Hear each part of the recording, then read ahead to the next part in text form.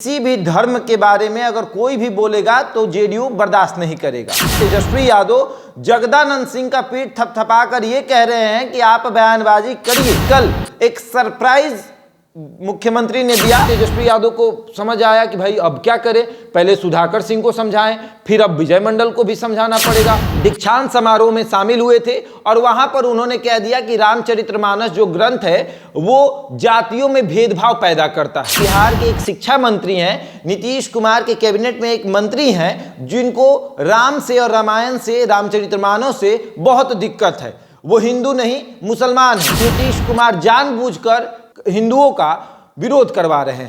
कल जेडीयू कार्यालय में नीतीश कुमार का आगमन अफरा तफरी का माहौल पैदा करता है और उसके बाद सब लोग ये सोचते हैं कि अचानक मुख्यमंत्री जेडीयू कार्यालय क्यों आ जाते हैं, क्योंकि पहले बताया जाता है कि मुख्यमंत्री आने वाले हैं पार्टी कार्यालय और उसके बाद पार्टी कार्यालय का माहौल थोड़ा सा दुरुस्त कर दिया जाता है। सभी लोग कुर्सी लेकर बैठ जाते हैं और उसके बाद मुख्यमंत्री आते हैं और उसके बाद सबसे पूछते हैं कि आप कैसे हैं, आप कैसे हैं। लेकिन कल एक सरप्राइज मुख्यमंत्री ने दिया अपने पार्टी के नेताओं को और पार्टी कार्यालय आ गए। उसके बाद उमेश कुशवाहा से उनकी क्या मुलाकात हुई, क्या बैठक हुई पता नहीं, लेकिन उसके बाद उमेश कुशवाहा का एक बयान आता है कि किसी भी धर्म के बारे में अगर कोई भी बोलेगा तो जेडीयू बर्दाश्त नहीं करेगा। आप इस बात को समझिए कि जहां एक तरफ तेजस्वी यादव जगदानंद सिंह का पीठ थपथपाकर ये कह रहे हैं कि आप बयानबाजी करिए, महागठबंधन में हम बड़े दल हैं और हमारा बात सबको ही मानेगा, तो वहीं जगदानंद सिंह चंद्रशेखर के साथ खड़े हो जाते हैं। लेकिन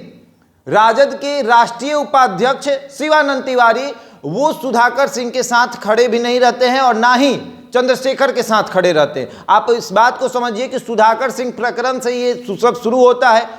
बिहार में महागठबंधन की सरकार बनती है और जगदानंद सिंह के बेटे को कृषि मंत्री बनाया जाता है और उसके बाद उनका बयान आता है कि मेरा विभाग चोर है और मैं चोरों का सरदार हूं।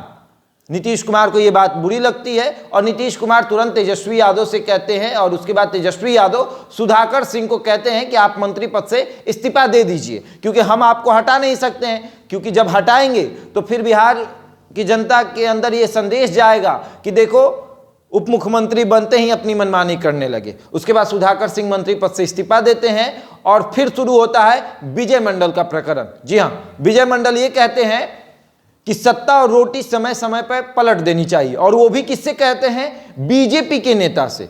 और बीजेपी के नेता चुटकी लेकर ये बात सुन रहे होते हैं, वो कहते हैं कि हाँ हाँ आप सही कह रहे हैं। तो विजय मंडल कहते हैं कि देखिए आप लोगों की गलती है, आप लोगों ने 15 साल तक एक ही व्यक्ति के हाथ में सत्ता दे दिया और वो अब मनमानी कर रहा है। उसके बाद फिर तेजस्वी यादव को समझ आया कि भाई अब क्या करें, पहले सुधाकर सिंह को समझाएं, फिर अब विजय मंडल को भी समझाना पड़ेगा। अब किसको समझाएं? वो प्रकरण अभी खत्म हो ही रहा था कि चंद्रशेखर यादव का प्रकरण आया।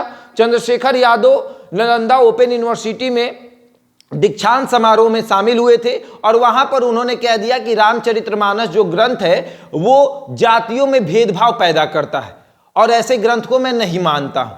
उसके बाद फिर शुरू हो गया, पूरा नेशनल न्यूज बन गया और सब लोग ये कहने लगे कि बिहार के एक शिक्षा मंत्री हैं, नीतीश कुमार के कैबिनेट में एक मंत्री हैं जिनको राम से और रामायण से, रामचरितमानस से बहुत दिक्कत है, वो हिंदू नहीं मुसलमान है। उसके बाद तमाम हिंदू संगठन ने चंद्रशेखर यादव का पुतला फूंक दिया, यहां तक कि नीतीश कुमार तक का पुतला फूंका, ये कहकर कि नीतीश कुमार जानबूझकर हिंदुओं का विरोध करवा रहे हैं। और अब देखिए नीतीश कुमार और नीतीश कुमार के जितने भी नेता हैं वो ये कहते कहते थक गए हैं कि हम हिंदुओं के साथ हैं। पहले जेडीयू के राष्ट्रीय अध्यक्ष ललन सिंह, उनका कहना था कि किसी की व्यक्तिगत राय है और ये मेरी पार्टी है, जेडीयू है, मैं राजद का नेता नहीं हूं, मैं राजद का प्रवक्ता नहीं हूं, आपको जो पूछना है राजद से पूछिए, मेरे से पूछिएगा तो मैं कहूंगा कि मैं हिंदुओं के साथ खड़ा हूं।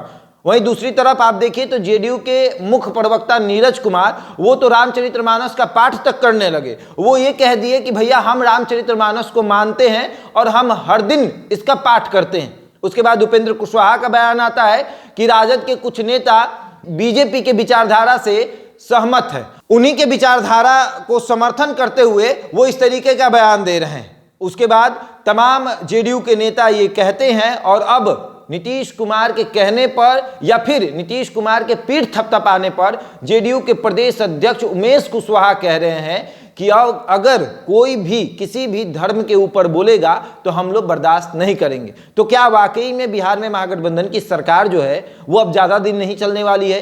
क्या नीतीश कुमार का कल पार्टी कार्यालय का आगमन ये अब बताता है, ये संकेत देता है कि अब नीतीश कुमार विपक्ष में रहने वाले हैं या फिर सत्ता से बाहर रहने वाले हैं, या फिर बिहार में उपचुनाव होगा? क्योंकि भाजपा तो कह रही है कि हम नीतीश कुमार को अपने दल में शामिल नहीं करेंगे, यानी एनडीए में नहीं शामिल करेंगे। और अगर तेजस्वी यादव से ये अलग होते हैं तो फिर क्या होगा? क्या बिहार में उपचुनाव होगा या फिर नीतीश कुमार बीजेपी के साथ जाएंगे और बीजेपी उनको अपने साथ रख लेगा? ऐसा होगा।